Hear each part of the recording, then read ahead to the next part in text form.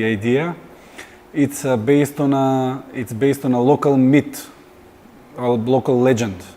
I was working some project and by the lake, and you can see the residential villa, and there are all these legends about it, about the time of Yugoslavia and what happened over there from some people that were working inside, their grandchildren listening to their grandparents' stories, and one of them was that the people inside were cooking every day for the president in case he comes.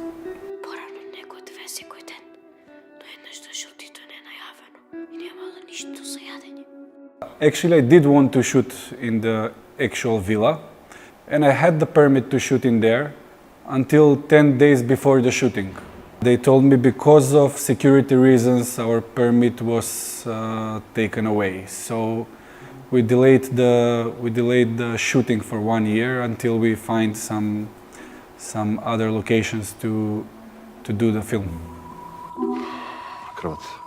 In one of my travels, I kind of found a book from the actual cook of Marshal Tito, with the recipes, what he did all those years.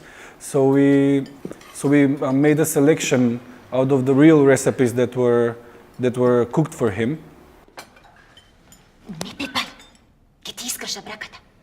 I did those characters from people I know, so it also on some level it's a little bit personal for me, the characters that I did.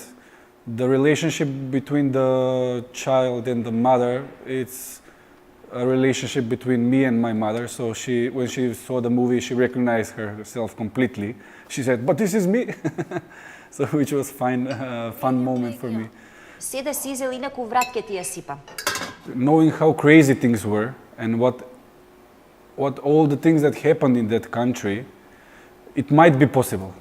That it did happen on some level, maybe not exactly the level that it's in the movie, but on some level, the preparation and the readiness of the villa, I think it's possible.